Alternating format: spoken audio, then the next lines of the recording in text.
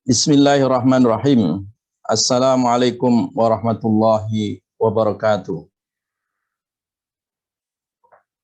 Alhamdulillahilladzi khalaqa fasawwa wa a'ta kulla syai'in khalqahu thumma hada.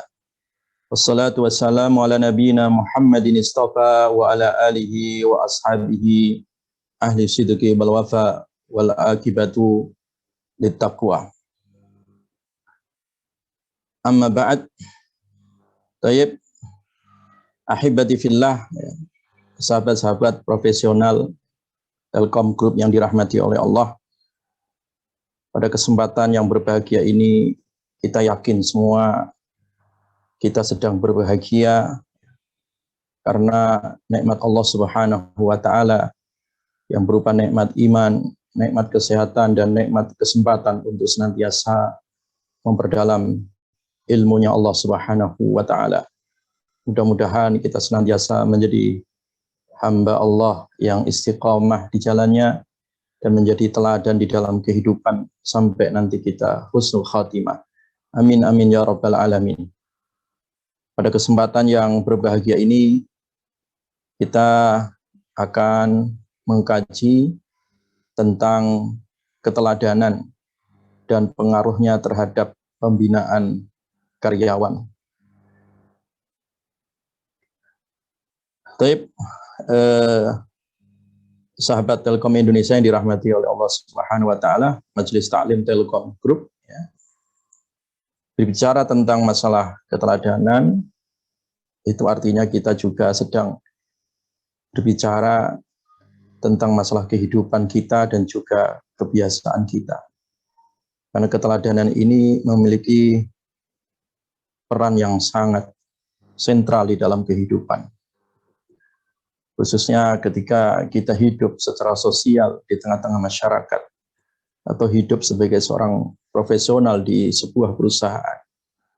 Bahwa keteladanan dan kepemimpinan itu tidak pernah terpisahkan.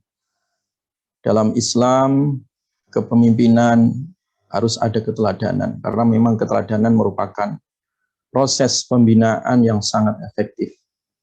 Diperlukan peran dan tanggung jawab pemimpin sebagai pemegang wewenang dan otoritas dalam sebuah organisasi. Kepemimpinan adalah sebuah proses di mana pemimpin yang menjadi contoh terhadap bawahannya dalam segala hal untuk mencapai tujuan bersama. Sehingga di sini ya, sikap kepemimpinan dalam organisasi yang perlu diterapkan adalah bagaimana kita bisa menjalin hubungan yang baik dengan bawahan, kemudian memberi kepercayaan dan tanggung jawab, serta memberi motivasi dan juga semangat kerja. Nah, dari fungsi kepemimpinan itu, bahwa seorang pemimpin itu harus senantiasa menjadi perintis, penyelaras, pemberdaya, dan juga sebagai uswatun hasanah, sebagai panutan di dalam tindakannya, ucapannya, dan segala sisi dalam kehidupannya. Karena karyawan atau bawahan atau bahkan orang lain akan senantiasa melihat. Dan keteladanan ini ya, memberikan dampak yang sangat luar biasa, baik terhadap diri seseorang, bahkan sampai kepada perusahaannya. Kenapa? Karena dengan keteladanan ini ya, kita bisa memberikan model yang ideal ya, bagi sahabat kita, bagi bawahan kita, bagi karyawan di dalam mensukseskan tugas dan juga pekerjaan. Demikian juga dengan keteladanan ini bisa memberi motivasi, ya, memberi dorongan ya, bagi karyawan untuk senantiasa sukses, untuk senantiasa bersemangat di dalam melaksanakan tugas-tugasnya. Demikian juga dengan keteladanan ini akan melahirkan pimpinan perusahaan yang berwibawa, yang akhirnya akan menimbulkan keharmonisan dan koordinasi yang intens antara pimpinan dan juga karyawannya. Sehingga perusahaan menjadi harmonis ya, dan senantiasa eksis ya. Dan lebih lagi mendapat ridho dari Allah Subhanahu wa taala.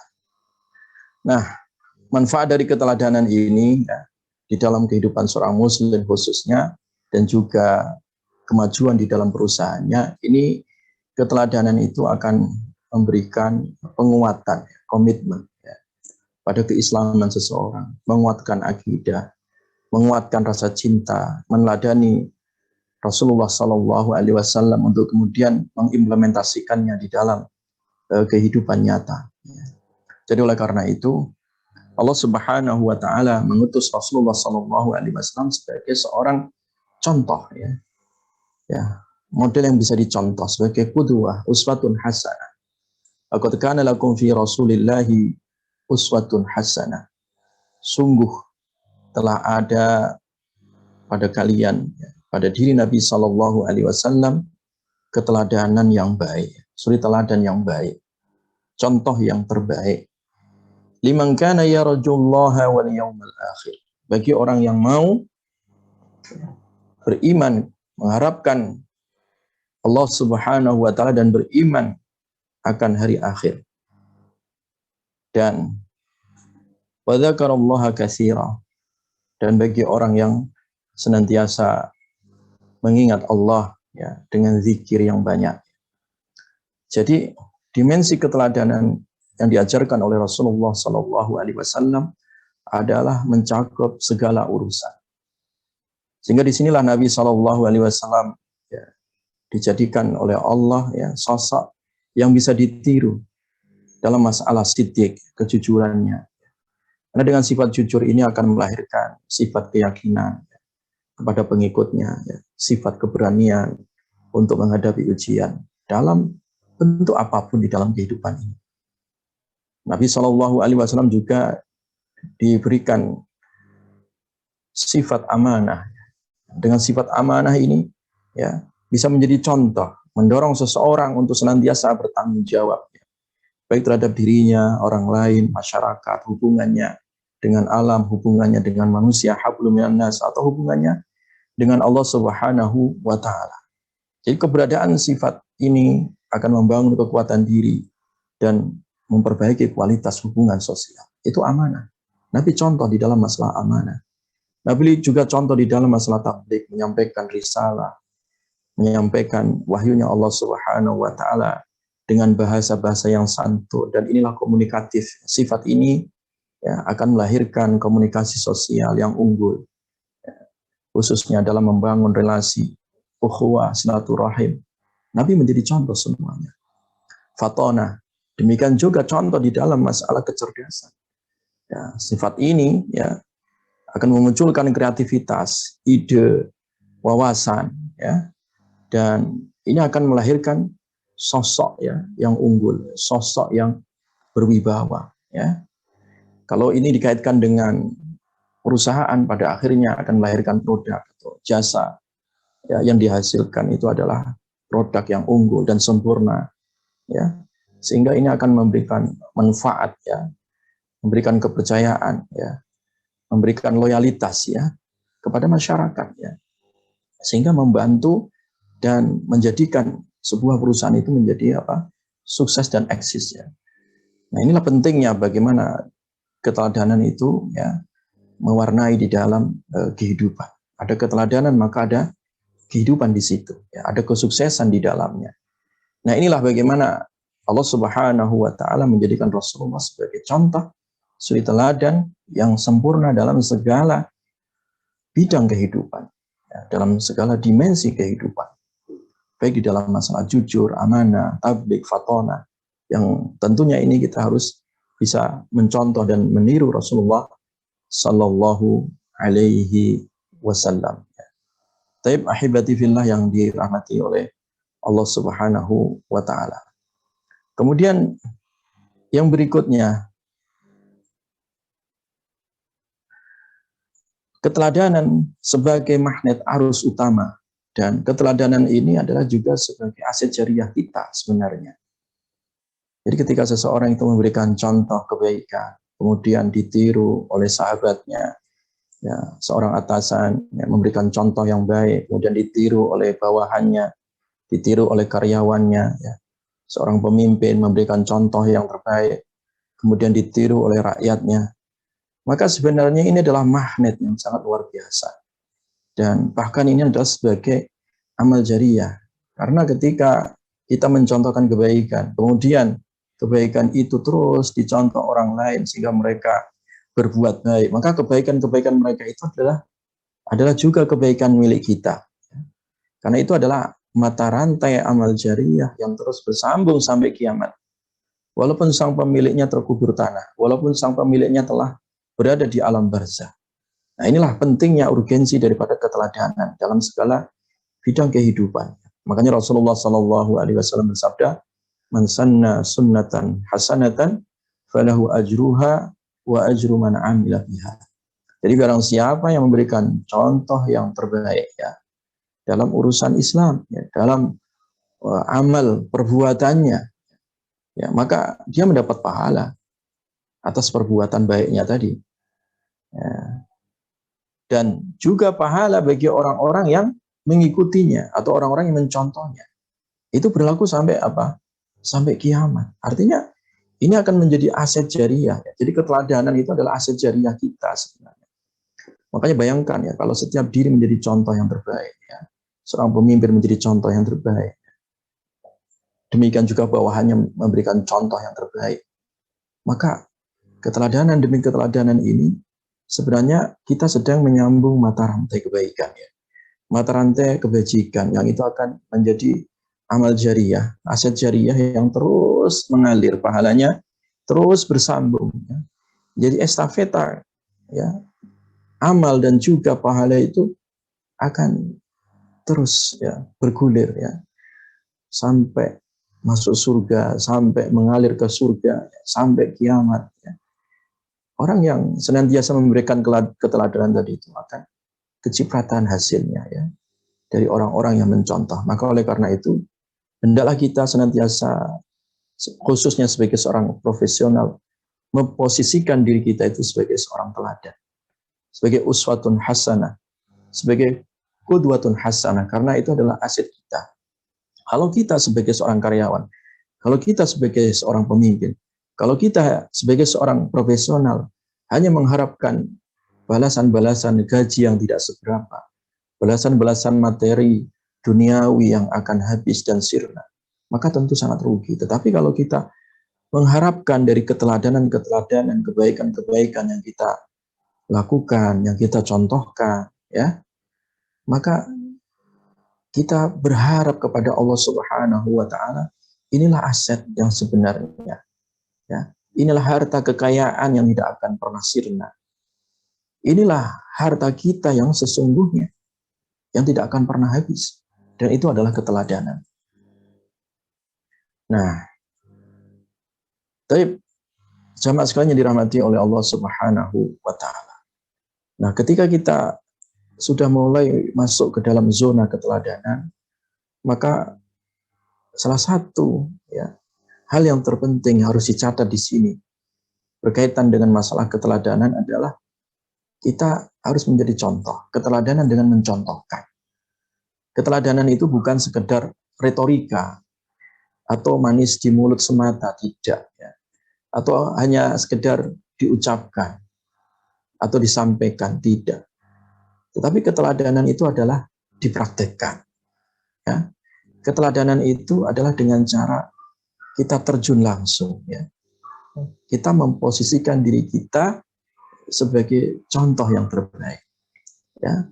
Makanya Allah Subhanahu wa taala mengingatkan ya bahwasanya ketika orang itu menyelisih keteladanan, tidak ya sinkron antara ucapan dan perbuatan, maka dicela oleh Allah. Atamuruna an-nasa bil birri wa tansawna anfusakum wa antum tatluna al-kitab afala ta'qilun. Atamuruna an-nasa bil birri, apakah kamu memerintahkan manusia supaya mengerjakan kebaikan? Wa tansawna anfusakum, sementara kalian melupakan diri kalian. Mulutnya manis tetapi pahit dalam prakteknya, pahit di dalam amaliyahnya, pahit di dalam masalah perbuatannya. Antara ucapan dan perbuatan tidak sinkron, tidak terpadu. Kalian melupakan diri kalian. Wa antum tatluna al-kitab. Sementara kalian juga membaca ayat-ayat Allah, membaca Alkitab. Afala ta'qilun, apakah kalian tidak berakal? Apakah kalian tidak berpikir? Nah, ayat ini sebenarnya sebagai motivasi kepada kita semua, hendaklah kita memposisikan diri kita ini sebagai model, sosok teladan. Antara ucapan dan perbuatan hendaklah sinkron. Antara pikiran, ucapan, perbuatan hendaklah terpadu. Jangan menjadi seorang diri yang parsial, terpisah antara lahir dan batinnya, itu munafik.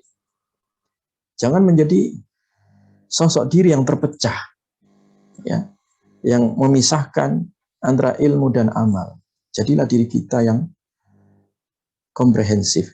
Jadilah diri yang holistik. Jadilah diri yang menjadi teladan. Karena keteladanan itu adalah diri yang sempurna. Kenapa? Antara lahir dan batinnya sama. Antara niat dan yang diamalkan sama.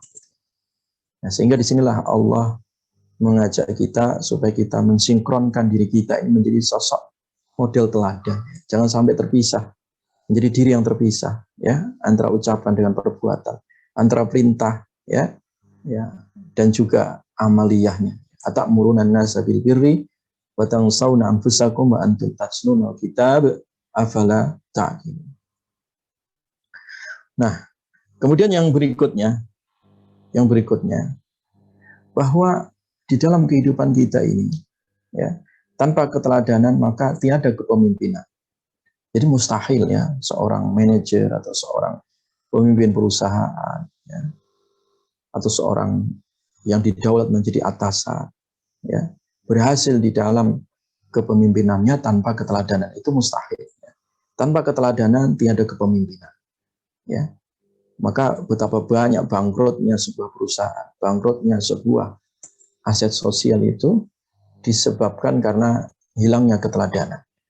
Tanpa keteladanan tiada kehidupan, tanpa keteladanan tiada kepemimpinan. Makanya Allah Subhanahu wa taala mengingatkan, ya, khususnya bagi kita orang-orang yang beriman. Ya ayyuhalladzina amanu, lima taquluna ma la taf'alun. Kabura maqtan 'indallahi an taqulu ma la taf'alun. Ya ayyuhalladzina amanu, wahai ingat orang-orang yang beriman, lima taquluna ma la taf'alun. Kenapa kalian ucapkan apa yang tidak kalian kerjakan? Jadi antara ucapan dan perbuatan tidak sinkron, berlawanan. Ya. Kabura maqtan indallah. Kabura maqtan indallah. Amat besar kebencian Allah, murkanya Allah. Antaqulu ma la taf'alun. Ya, bahwa kalian berucap apa yang tidak kalian kerjakan. Jadi tanpa ada keteladanan, ya, dari diri kita, khususnya dari sosok pemimpin, ya, orang yang daulat menjadi atasan, tanpa ada keteladanan itu yang ada adalah kemurkaan, yang ada adalah kezaliman, yang ada adalah kesenjangan, yang ada adalah kebangkrutan. Jadi ketika perusahaan ingin maju, maka keteladanan ini adalah harga mati. Karena kemajuan itu salah satunya adalah ditunjukkan, ditonjolkan dengan wujudnya keteladanan. Dengan ada keteladanan di situ ada kehidupan. Ya. Dengan keteladanan di situ ada kemajuan. Tanpa keteladanan itu mustahil. Tanpa keteladanan justru murka Allah akan datang. Jadi jangan mengundang murka Allah, ya. Jangan sampai kita mengundang kebencian Allah Subhanahu wa taala karena hilangnya dari keteladanan dari masing-masing individu, khususnya dari kepemimpinan. Taib, jamaah sekalian yang dirahmati oleh Allah, sahabat-sahabat Telkom yang dicintai Allah.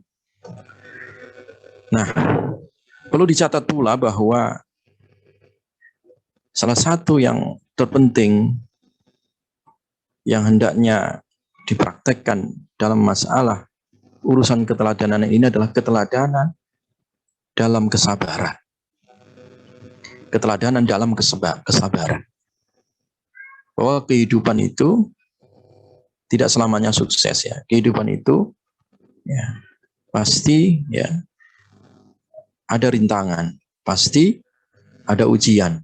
Nah, disinilah membutuhkan kesabaran. Dan kesabaran itu butuh dicontohkan. Makanya di Al-Quran itu disebutkan contoh-contoh manusia yang sabar. Allah Subhanahu wa Ta'ala mengutus ya dari 300-an ya, 313 ya, dari Rasul dan 124.000 nabi diutus oleh Allah Subhanahu wa Ta'ala, kemudian dipilih dari mereka beberapa saja yang digelari oleh Allah sebagai Rasul Ulul Azmi yang memiliki kesabaran tingkat tinggi. Dan kemudian kita diperintahkan untuk mencontoh kesabaran mereka. Fasbir kama sabara ulul azmi minar rusul. Sabar kamu sebagaimana sabarnya Rasul-Rasul Ulul Azmi. Mereka disebut Ulul Azmi karena kesabaran yang mereka miliki adalah kesabaran yang tingkatnya, level yang tertinggi, bukan kesabaran biasa. Ya, kesabaran ekstra, kesabaran yang memang betul-betul ya sampai kepada puncak kesabaran. Ya, maka mereka adalah contoh sosok. Sehingga kita diperintahkan, sabarlah kalian sebagaimana sabarnya ya Rasul-Rasul Ulul Azmi. Bagaimana sabarnya Nabi Nuh alaihi salam, dakwah yang kurang lebih ya hampir 1000 tahun ya hanya mendapatkan beberapa pengikut saja. Ejekan, cacian, makian, ujian hampir setiap hari dirasakan oleh Nabi Nuh alaihissalam, tapi tidak membuat beliau putus asa. Nabi Ibrahim, Nabi Musa, sampai Nabi kita Muhammad sallallahu alaihi wasallam adalah sosok contoh keteladanan di dalam masalah kesabaran. Ya. Maka dari sini kita bisa belajar sebagai seorang pemimpin di sebuah perusahaan harus mencontohkan ya, sabar dalam segala hal.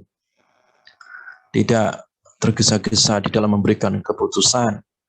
Ya. Berpihak terhadap kemaslahatan. Dan selalu dan terus continue. Tidak putus asa di dalam menghadapi segala tantangan-tantangan, khususnya tantangan-tantangan zaman yang senantiasa berkembang. Dengan kesabaran itu kita bisa mengendalikan. Dengan kesabaran itu kita bisa membaca realitas. Dengan kesabaran itu kita bisa mencapai sebuah kesuksesan. Nah, inilah pentingnya keteladanan di dalam masalah kesabaran. Nah, kemudian juga penting kiranya memberikan keteladanan dalam masalah akhlak ini. Ya, adalah masing-masing diri kita, khususnya ya, seorang pemimpin harus menjadi sosok yang dirindukan karena akhlaknya. Sosok yang senantiasa dinanti kedatangannya karena kebajikan yang dia tebarkan di setiap harinya. Keteladanan akhlak. Makanya Nabi SAW ya, adalah sosok Quran yang hidup, Quran yang berjalan. Bahkan Allah memujinya, wa innaka la'ala khuluqin azim. Dan sesungguhnya engkau wahai Muhammad benar-benar memiliki akhlak yang agung. Ketika Aisyah radhiyallahu anha ditanya oleh para sahabat, kaifa kana khuluquhu sallallahu alaihi wasallam, bagaimana akhlaknya Nabi sallallahu alaihi wasallam, maka Aisyah menjawab, kana khuluquhul Quran, akhlaknya Nabi adalah Al-Quran. Jadi Nabi sallallahu alaihi wasallam memposisikan dirinya, ya, mengaktualisasikan dirinya sebagai kepanjangan dari Al-Quran yang dibumikan, Al-Quran yang dijalankan, sehingga orang bisa melihat. Ya, dengan melihat Nabi, orang bisa mencontoh. Dengan melihat Nabi, orang melihat Al-Quran. Nah, demikianlah diri kita seharusnya. Masing-masing diri kita ketika menjadi teladan, ya, menjadi sosok yang berakhlak, maka disitulah ya, ada keteladanan yang mulia, ada uswatun hasanah, yang ini akan menjadi bekal kehidupan yang menyejukkan, yang mengayomi, yang ini akan menjadi kesalehan sosial yang bisa dinikmati oleh siapapun tanpa mengenal musim, tanpa mengenal zaman, siang malam, ya. Dia menjadi sosok ya, teladan di dalam akhlaknya. Innama bu'istu liutammima makarimal akhlak, kata Nabi. Sungguhnya aku diutus untuk menyempurnakan akhlak. Nah, demikian juga keteladanan dalam masalah ibadah. Ketika azan misalkan ya, waktu masuk sholat ya, maka segala macam pekerjaan hendaklah diistirahatkan sejenak. Dahulukan kepentingan Allah, penuhi panggilan Allah Subhanahu wa taala, Allahu akbar, Allahu akbar. Bahwa Allah Maha besar, kita sangatlah kecil. Kepentingan kita sangatlah kecil. Dihadapkan dengan Allahu akbar. Keteladanan dalam masalah ibadah datang, penuhi shaf, terdepan dalam segala kebaikan. Wa aqimus salata wa atuz zakata warka'u ma'ar raki'in, dirikan salat, tunaikan zakat, rukuklah bersama orang-orang yang rukuk. Ini adalah contoh. Makanya Nabi contoh terdepan dalam masalah ibadah ini. Ya, sallu kama ra'aitumuni usalli. Salat kalian sebagaimana aku salat.